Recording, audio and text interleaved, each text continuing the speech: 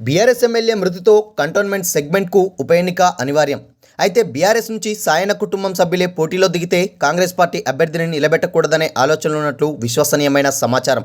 ఏకగ్రీవంగా వారి కుటుంబం నుంచే ఎమ్మెల్యేను ఎంపిక చేయాలని కాంగ్రెస్ కీలక నేతలంతా ఏకాభిప్రాయానికి వచ్చినట్లు తెలుస్తుంది.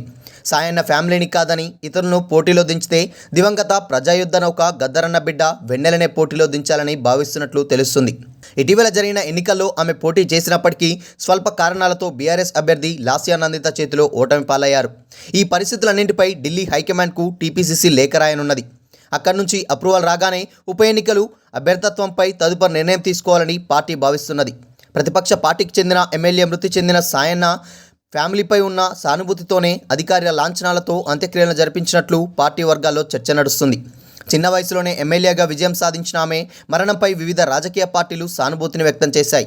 వాస్తవానికి అసెంబ్లీ ఎన్నికల్లో గ్రేటర్ హైదరాబాద్లో కాంగ్రెస్ నుంచి కనీసం ఒక్క అభ్యర్థి కూడా గెలవలేదు. అయినప్పటికీ సీఎం ఈ పరిధిలోని ఎమ్మెల్యేలకు అందరికీ ఇచ్చిన ప్రియారిటీనే ఇస్తున్నారని పార్టీలో చర్చ.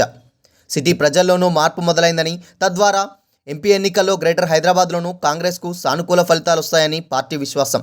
కానీ లాస్యా మృతితో బై ఎలక్షన్లో సాయన్న ఫ్యామిలీకే ప్రియారిటీ ఇవ్వాలనే భవన్లో ఉన్నట్టు పార్టీలో ప్రచారం జరుగుతుంది.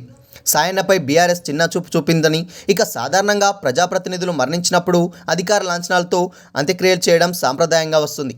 అయితే గత ఏడాది సాయన్న మరణించినప్పుడు కేసీఆర్ ప్రభుత్వం పట్టించుకోలేదని కాంగ్రెస్ విమర్శలు చేసింది. సాయన్న కంటోన్మెంట్ నుంచి 1994, 1999, 2004, 2014 ఎన్నికల్లో టీడీపీ నుంచి 2018లో బీఆర్ఎస్ తరపున 5 సార్లు ఎమ్మెల్యేగా ఎన్నికయ్యారు. ఉమ్మడి రాష్ట్రంతో కలిపి 5 సార్లు ఎమ్మెల్యేగా ఎన్నికైన దళిత ఎమ్మెల్యే సాయన్న అని, కానీ ఆయన అంత్యక్రియలు అధికార లాంఛనాలతో నిర్వహించేందుకు గత ప్రభుత్వం ఆసక్తి చూపలేదన్నారు.